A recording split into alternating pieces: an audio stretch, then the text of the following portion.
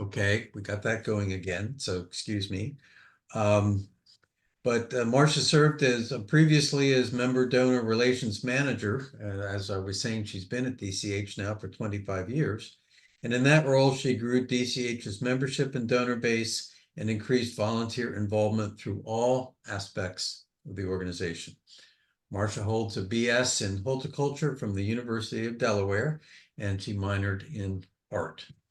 So welcome, Marcia. And joining Marcia is Sue Wyndham, who has served as Director of Programs at DCH for the last 3 years. Sue leads the programming team and their activities related to advancing DCH's educational, community outreach, and greening initiatives. With training and experience in the fields of landscape architecture, horticulture, and psychology, Sue has spent her career working with within a variety of professional settings, advocating for the improvement of outdoor spaces through design, collaboration, and the promotion of environmental literacy and stewardship. As a graduate of Longwood Gardens' professional horticultural program, Sue is also a registered landscape architect with a master in landscape architecture from the State University of New York College of Environmental Science and Forestry. She also holds a Bachelor of Arts degree from the University of Delaware. So welcome to you both, and I turn this over to you, reminding folks that we will have questions and chats at the end of the program. So if you have anything that is on your mind and you want to put it in the chat box, when we get to the questions and answers, I'll monitor that, and you can ask your question at that point. Marcia and Sue. Great. Thank you so much, Dick, and thank you to Sue. I think she jumped off, but we're excited to be here. Sue and I are excited to be here, and we're happy that all of you are here tonight as well. I'm not sure how many of you are familiar with Delaware Center for Horticulture, but for those of you who are not, I am going to start by providing a bit of background about where we are located, who we are, and then Sue will talk about our Branches to Chances workforce development program, which is the main focus of tonight's lecture. I have to remember to turn my pages. All right, the Delaware Center for Horticulture, also known as DCH, is a bit of a hidden gem. Oddly, people have often not heard of us, even though we are conveniently located in the heart of the historic Trolley Square neighborhood within northern Wilmington. DCH is connected to and within walking distance of both the Trolley Square area as well as Conity Park and the walking trails along Brandywine Creek and Brandywine Park. We were founded in 1977 by members of the Garden Club of Wilmington, and DCH was originally located in a storefront on Market Street in downtown Wilmington. Needing more space, we moved to our current location in Trolley Square about 15 years after our founding. The current building that we're in is one with a long history, including a former use as a city parks building. It has undergone many changes over the years, with recent renovations taking place in 2014, which added green infrastructure, including solar panels, rain gardens, and green roof seen here. Also visible in this image is our entire back garden, which is not locked or a barricaded garden, so always available to the public to enjoy during daylight hours. You can access paths to Brandywine Park and trails along Brandywine Creek by following the trail out of the garden. We have been providing Delaware residents, primarily in Newcastle County, with information about horticulture and gardening since our start. We do this through a wide variety of programs, which include greening projects, community outreach, public events, and educational programs, all designed to connect people with horticulture and their environment, and to celebrate our mission, which is to inspire individuals and communities through the power of plants. Our greening programs are divided into 3 categories.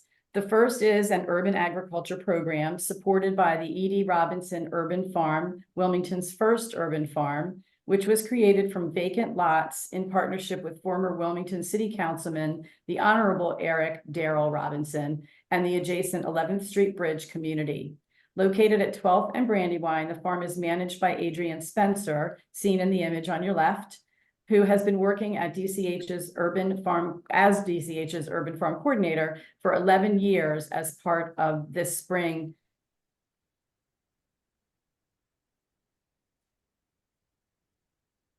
The Public Landscapes Program focuses on ecological improvements and urban beautification in areas throughout the city of Wilmington. These areas are mostly located in city or DelDOT right-of-way sites, along roadsides, with some located within city or county parks, and are supported in partnership with a variety of community stakeholders.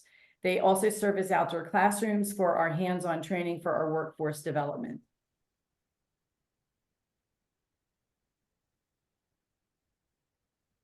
We also run a robust community forestry program that focuses on annual tree plantings with a goal of expanding tree canopy in moderate to low income urban areas, which are in greatest need of sources that provide shade and cooling. We also mobilize volunteers, host community events, and provide a wide variety of programs designed to connect Delaware residents of all ages to plants and the outdoors. Seen here is a city park tree planting sponsored by TD Bank, our annual Dance for Plants event, and a community native planting project in partnership with the Newark Center for Creative Learning and sponsored by Discover. Now I'm going to turn over the presentation to Sue to speak more in detail about Branches to Chances. Thank you, Marcia, and hello, everybody. Branches to Chances, our horticultural return to work program, is one of the key educational programs at DCH. Originally just called the Return to Work Program, it was launched in 2009 specifically for the purpose of training unemployed, underemployed, or previously incarcerated individuals for entry-level positions within the field of horticulture. Known for a short time after its founding as the Green Roots Program, it is now trademarked as Branches to Chances, a name originally coined by one of the program's participants, and we just this week started our 2024 program with 8 new trainees. The need for a program like Branches to Chances arose in part because Delaware has, especially within recent decades, become a state with one of the highest recidivism rates in the country, with approximately 75% of ex-offenders getting rearrested within 3 years of being released from prison. Since a person can't afford a home or life without a job, ex-offenders are often thrown into homelessness and poverty due to problems finding employment, opening the door to a higher chance for a return to prison.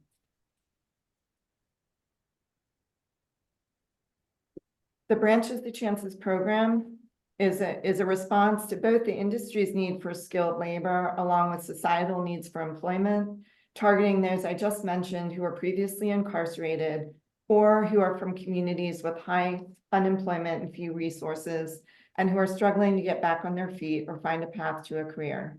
The program's goal is to connect these people to the training experience needed to join the growing landscape industry and to fill those open and available positions. The program has so far been primarily focused on serving residents from the city of Wilmington and Newcastle County, though anyone from anywhere in Delaware can apply.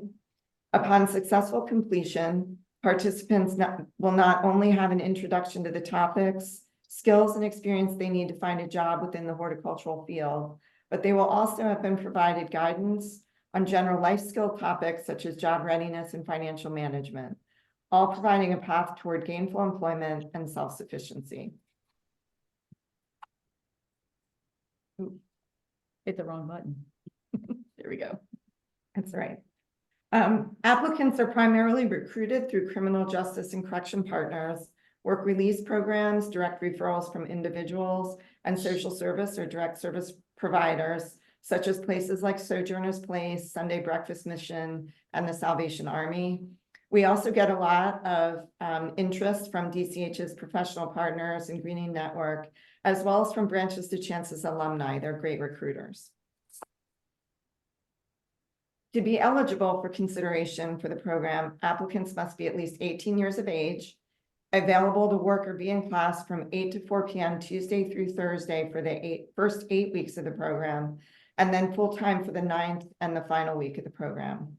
They need to be able to attend work and class every day on time, have an expressed interest and desire to work in a landscape or horticultural field, or at least be interested in the outdoors, and to be able to lift 50 pounds, and also capable of and willing to work physically within all weather conditions. Participants also cannot have a violent or sexual criminal history. DCH interviews up to 30 candidates each February, so we just finished that up in preparation for our current class. And we hire 8 trainees through a formal interview process. The first 2 weeks are an orientation and probation period, and that includes an evaluation of the trainees' conduct and attendance. The full program runs for 9 weeks, starting in March and ending in April. And as mentioned earlier, our 2024 class just started. It provides participants with both classroom-based training and hands-on skill development. This is supervised by industry experts and community partners. During the second to last week of the program, a 40-hour hands-on work week with DCH's landscape team is provided to each participant. And upon graduation, the participants have the option to interview for open positions with DCH or take a job elsewhere within the industry. The program does provide job placement assistance at the end of the program upon successful graduation. The field-based part of the curriculum includes hands-on exposure to and instruction in all aspects of horticulture and gardening, from landscape maintenance to the planting and care of trees, as well as experience with public landscape work and community garden projects. And this training is also supported by all of DCH's greening programs, which Marcia described to you as a part of her introduction. And those areas include community forestry, public landscapes, and urban agriculture.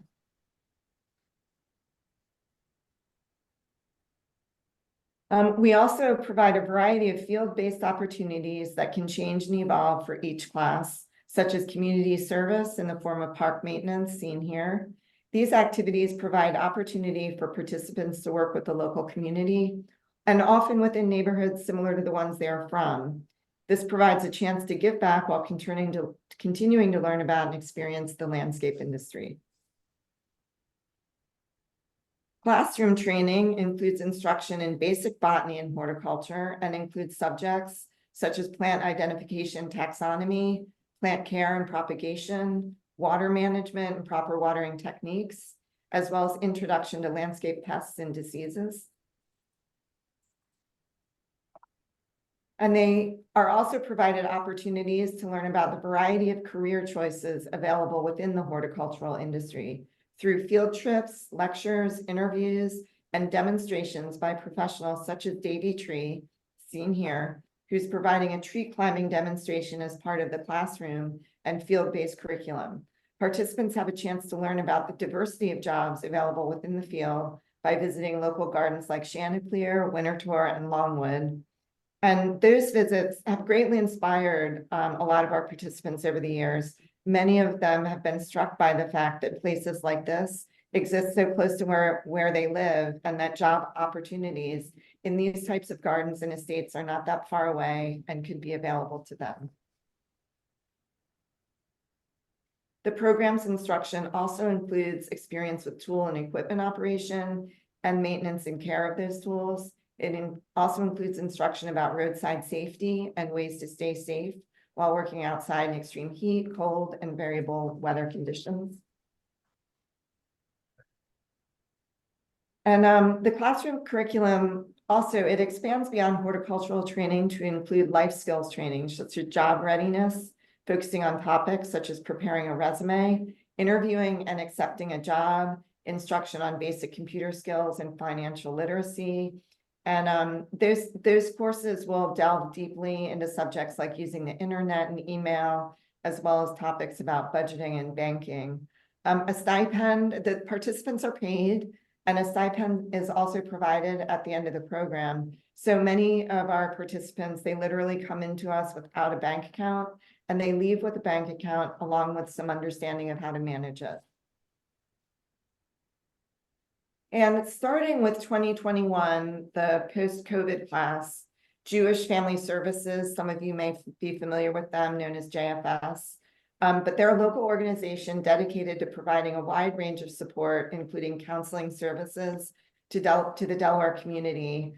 They partnered with DCH to provide a wellness piece as an expanded part of the program's curriculum at that time. And topics included a focus on interpersonal relationship training, discussions about equitability and justice issues, stress management and mindfulness, along with other topics geared towards self-awareness, personal behavior, and self-care. This was all incorporated into the overall life skills curriculum.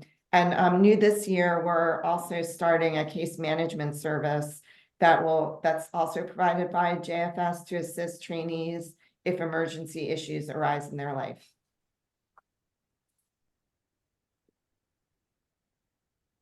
Along with JFS, Branches to Chances has been supported by over 25 industry partners who have participated in the curriculum to date, contributing as either field or classroom instructors or by hiring graduates. These industry partners help launch a career path forward for graduates. For these reasons, having industry partners is invaluable to the success of our program as well as to those who participate in it. And these organizations listed on the slide here only represent a handful of those who have supported Branches to Chances in this capacity over the years. And of course, the program would not be successful without the assistance of staff. Branches to Chances has been developed over the years under the direction of the dedicated and talented leadership provided by Bonnie Swan, Bob Harris, and Sarah Bett, who's our new education manager. Bonnie Swan and Bob Harris are the program coordinators. Bonnie has been helping to lead the program since 2013 and says she keeps returning to the program due to the firsthand experience she has seen and how this training provides a path toward a rewarding career. She has shared that the best part of teaching in the program has been seeing the light go on when a participant's eyes are opened and they begin to see plants as part of their own environment and not just wallpaper called the outdoors that so many people walk by without seeing. Bob Harris is also a Branches to Chances graduate and has been involved in leading the program for well over a decade.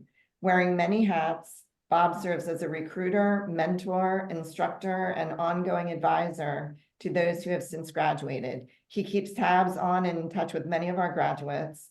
He's a wealth of knowledge, not just as a leader for this program, but also as DCH's facilities manager and a person that we call the keeper of a huge amount of institutional knowledge, sort of like Marcia. Our education manager, Sarah Bett, joined DCH in the Branches to Chances leadership team only about a year ago. Jumping in with both feet, she's been doing a great job helping to administer the program with Bob and Bonnie.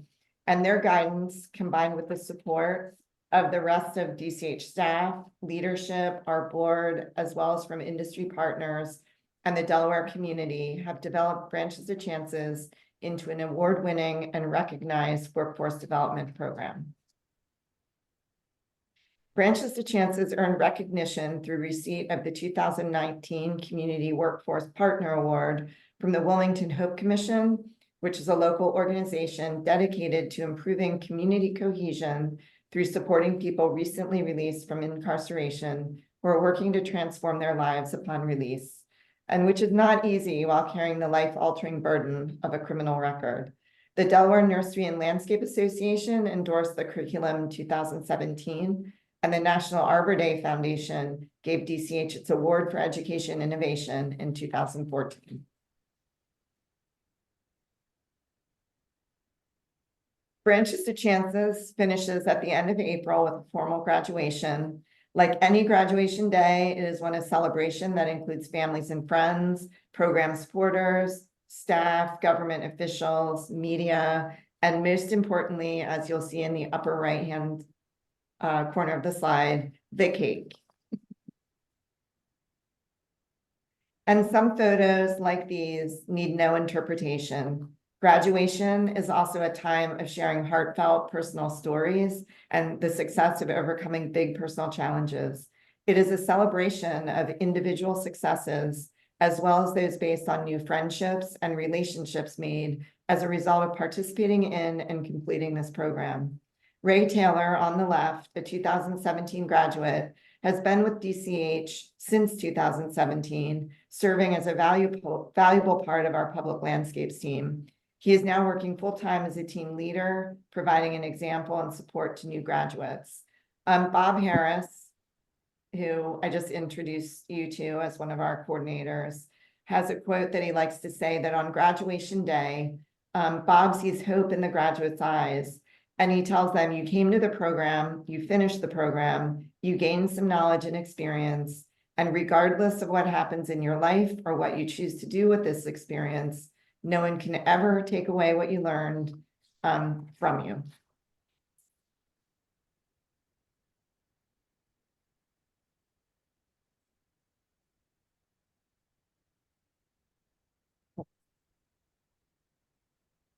So aside from personal impacts to participants' lives, which are incredibly important, why are these programs and similar programs essential to our shared community?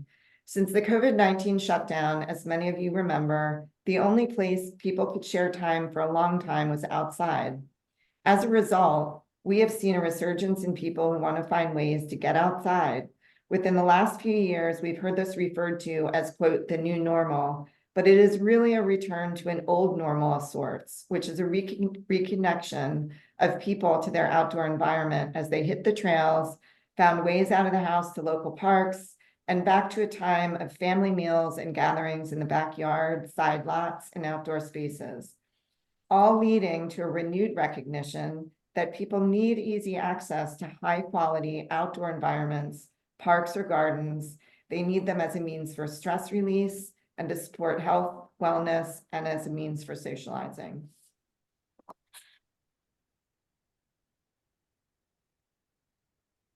Because of this, we have also seen an increased need arise within the horticultural industry as demands for entry-level jobs exceed applicants for those positions. In order to meet those expanding needs, horticultural workforce development programs like Branches to Chances are even more critical now, not only for meeting the needs of the individual participant by providing that person a job and a career, but increasingly as a means to keep horticultural industries populated with people who are educated and experienced in the care of our outdoor spaces, and especially as increased demands on our environment and climate resources also continues to grow. Seen here are images of DCH's greening projects in action. The 2019 Branches to Class installed a bioswale in the local Acme parking lot in Trolley Square to collect stormwater runoff from that parking lot. It's now fully mature, as seen in the lower right, and the current classes continue to engage with, take care of, and learn from this bioswale. Also on this slide, you can see a young tree installed by DCH now providing a habitat for nesting birds in an urban setting on the left side. As part of meeting these increased needs for expanded environmental stewardship, DCH has been advancing its Branches to Chances program into a new Delaware River Climate Corps, now entering its third year. Building on our existing horticultural curriculum, DCH will retain up to 3 of the 2024 Branches to Chances graduates to join our DRCC Public Landscapes team so that graduates can continue learning through supervised hands-on training that will reinforce the 9-week educational program for another year. So in closing, Marcia and I would like to leave you with a reminder that plants and the outdoors are vital for community health and social well-being, and that programs like Branches to Chances and the DRCC have enabled individual successes from those who have graduated. These success stories show that the horticultural profession can offer opportunities to advance self-sufficiency, can provide a path to employment, and a way to connect with and care for one's environment. One of our favorite success stories was shared by a 2018 Branches to Chances graduate who is now running his own successful landscape maintenance business. He said that learning about plants enabled him to be a better caregiver for his wife, that through learning about caring for the earth and our landscape, he became more in service to his family. Learning to care is transferable, whether it be for plants in our environment or specifically for another individual, This participant story shows us that we are literally all connected and impacted by each other in ways the past few years have reminded us. As the DCH community continues to promote and expand this successful program, and as we are getting ready to celebrate another graduation at the end of April, we are looking forward with hope to all that the current and future Branches to Chances graduates will contribute to our collective natural environment as well as to their own lives. So thank you very much for your time. This is our last slide, so we can stop sharing and turn it over to questions. Well, thank you both.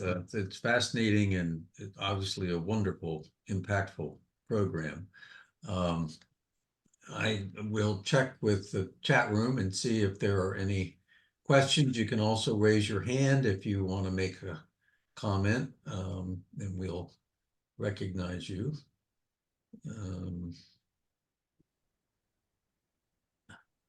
Just saw a question. Where did it go? Oh. Chat button has disappeared. I don't know. Oh, here we go. No. One of the questions is, how many graduates have there been over the last 14 years? Are students paid during the program? Thank you for that question. Yes, they are paid, and we have graduated over 90 men and women from the program since its inception. They're paid $15 an hour.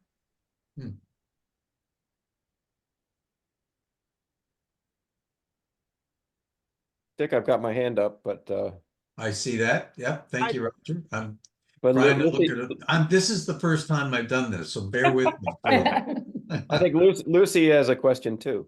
No, I don't Okay. have a question. I just have a comment. I really, really love the parks and the areas around here. And I admire the fact that you are so diligent in keeping the parks and the nature paths so wonderful, because I try to walk most of them when I can. And I just want to let you know that I appreciate everything that's done, and it's so beautiful.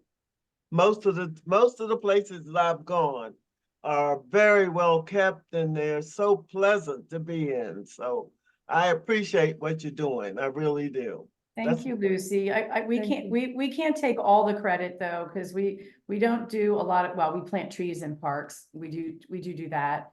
But the city of Wilmington does a lot of the parks maintenance as well. So it's a combined effort, but thank you. We appreciate your recognition.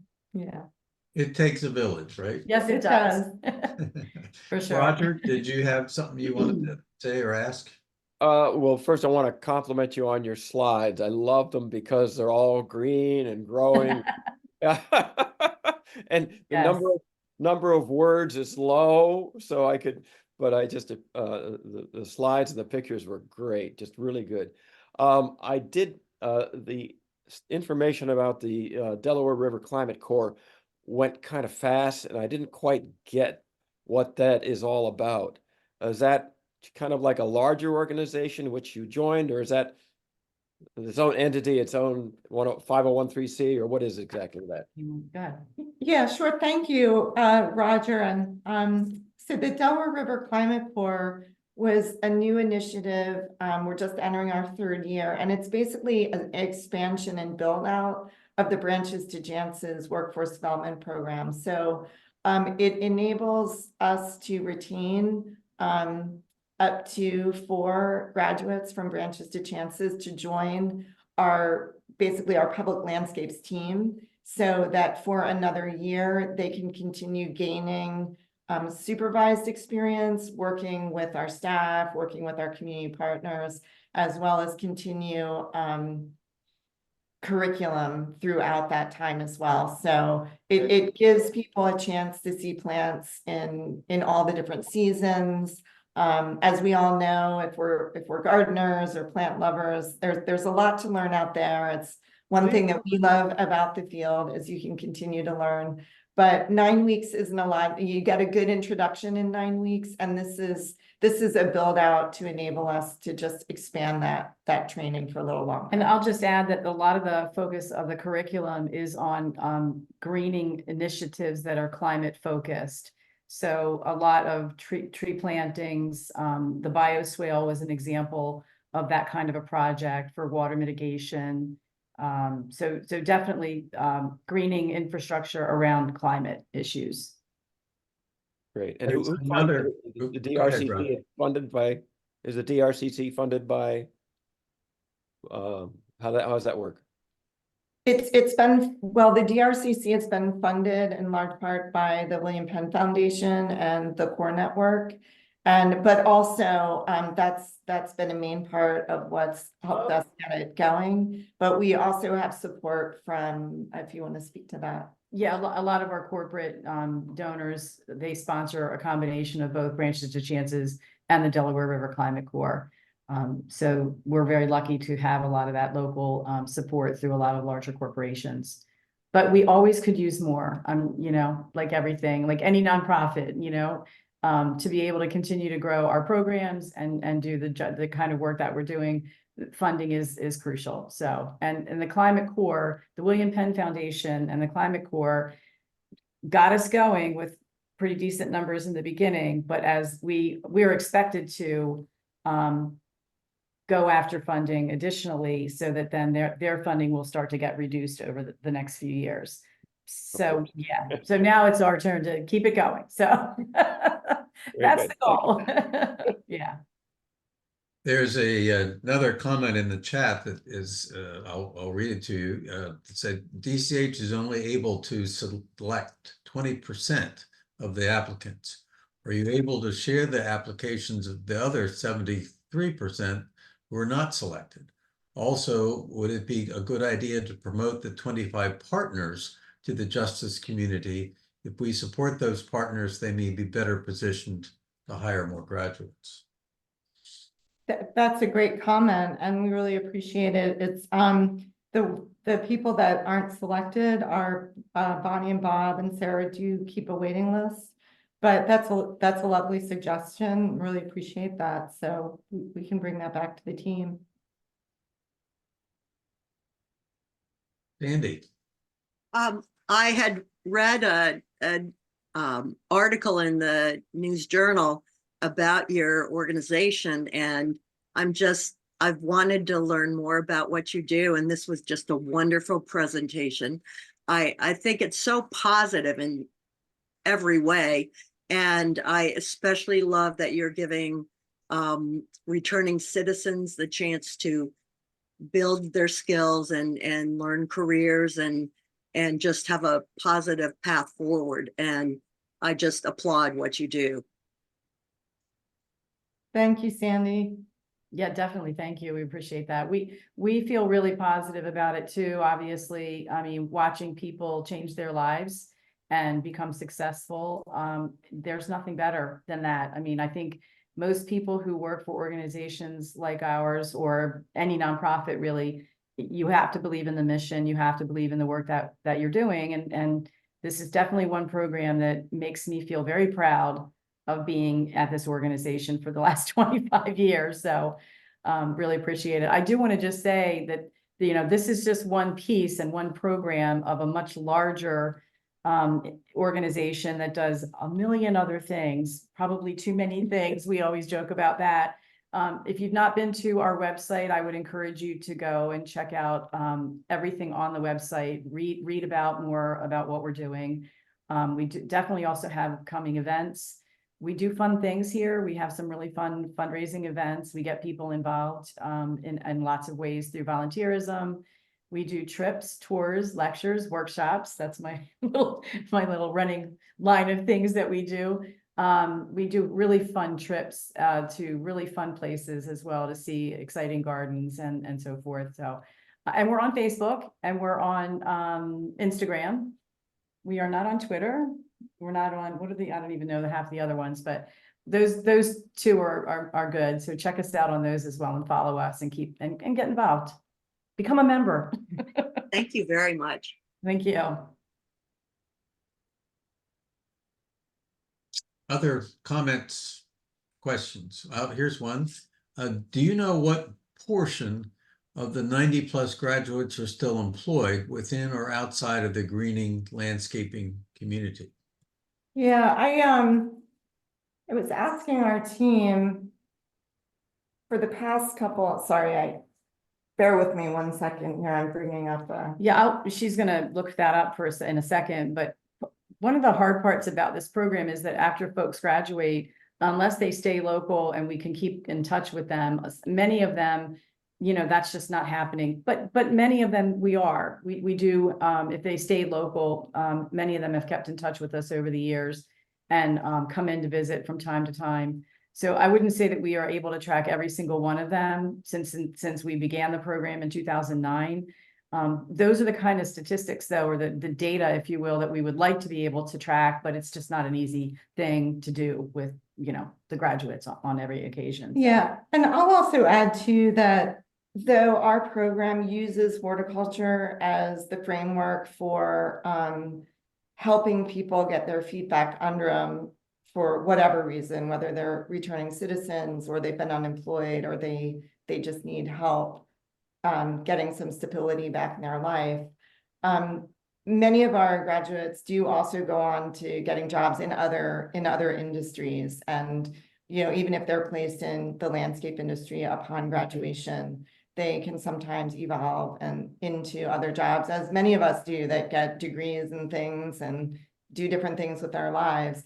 And so we consider that a success if somebody is really just able to build a life and have been able to use DCH's experience as foundation.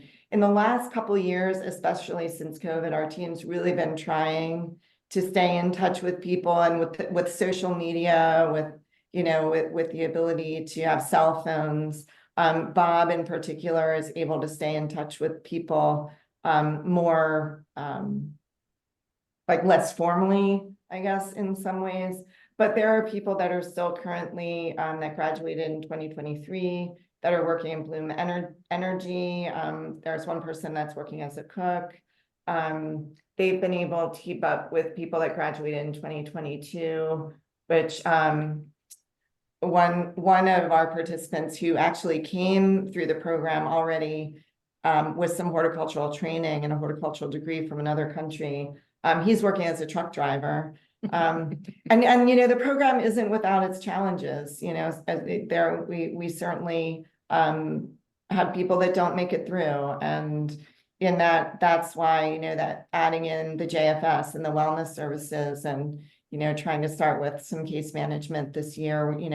We're hoping to provide as much support as we can, because DCH is not a social service organization, so we do rely on those partners and those industry partners to help build out aspects of the program that we don't have in-house expertise in.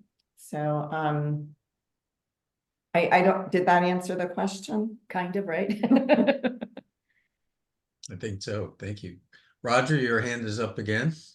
I just wanted to know, a number of us on this call are members of the Earth Care Task Force of the church.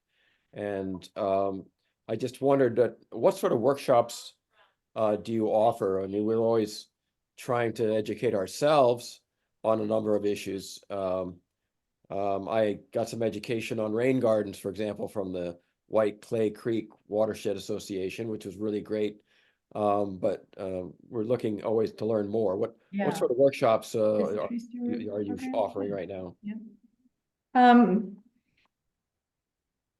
Workshops specifically right now on trainings. He disappeared. We have had the Delaware Tree Stewardship Program was just getting started about a year ago, and that's a program through the Delaware Forest Service and DCH that we're just rebooting as of last year, and hopefully we'll be able to do more of that. But I think your best bet is to look at our website, and also if you have an interest in a training or a workshop, to reach out, because we can connect you to our program staff, our community forester. She can do tree ID walks. She can show up and walk around, especially if a congregation has a site or property and you want to look at trees or learn about how to identify trees. Marcia's had a book club going on that has, That's our members book club members that we book do club. that. That's a couple times a year. We all read the book, come in, there's a potluck. It's really fun. We talk about the book. It's usually environmentally related, focused, something horticultural, plant focused, obviously. And it's a nice small group, and we've had a really nice time, meeting and having those evening discussions. We've done some other fun workshops, like I wouldn't say they're as educational as much as sort of a crafty, creative outlet, like decorating pumpkins or why am I having trouble remembering half the things we've done? Probably because it's 7:00. Yeah, it's a lot of the educational program, at least in the past 3 years since the shutdown Yeah. ended. We had this year of everything was on Zoom and, we were still out in the landscape taking care of our gardens. So it's really only been in the last couple of years where we've been trying to reboot some of those hands-on trainings. We've had a number of like corporate groups that have gotten together and had pre-planned activities for their staff or other organizations that wanted to get together to do things like that. But I think we're still very much, building out an understanding of what kind of workshops people will come and attend and when, and for a while in-person programming, even into 2022, it wasn't getting a lot of attendance. And I think in 2023, we definitely started seeing more normal responses to things. And so I think we're definitely inching our way towards adding and considering, what we want to be offering and what people are interested in. Yeah, I mean, it could be as simple as us discussing what kind of areas of interest do you have, and could we put together a workshop for that, what the cost would be per person. That's something that we could potentially do. Okay, thank you. Yeah.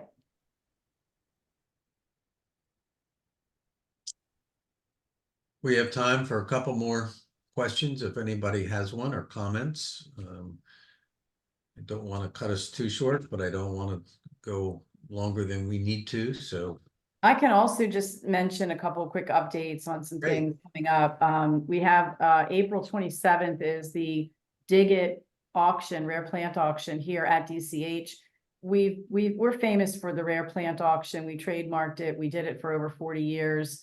Always, well, not always, but for the last X number of years, it was at Longwood Gardens. We brought it home in 2022, right? 22, yes, 2022. And it was very successful. So we did not have this event last year. We've sort of refashioned it a bit for this year. And so it's going to be a really fun night. Over 200 items will be auctioned off, plants, garden experiences, gardening tools. It's open bar, food stations. It's going to be a really fun time. A lot of plant experts from our region, because this is a very rich horticultural area. Donations of plants and items are coming from mostly this region, but a few farther away. So it's just kind of a really fun night of exciting plants. I know I'm missing some other events that are coming up. Help me. We have a speaker coming up. Oh, and, yes. Native plant speaker. And that is actually, if you keep an eye on our speakers, we try to have 2 or 3 speakers come in, and they're usually talking about specific horticultural processes. We had someone come and speak about trees and old growth forests, green roofs, a whole wide variety of horticultural topics where you can really learn a lot as well as mingle and get out and socialize a little bit. So yeah, checking our website. Yeah, everything is under coming events. There's a whole list of things coming up. We also do these really cool things called Learning from Great Gardens. So we do 3 to 6 of those a year where you get to see a private garden in our region that you wouldn't otherwise have access to. So that's really, really cool. Have any of you driven by DCH in the last few weeks at all? We are under construction. Our whole front entrance is being completely redesigned and redone to include safety crossings, because our parking lot across the street, when you cross that street, it's been a little scary. So we're changing the entrance to the parking lot. We are also going to have better lighting, better signage.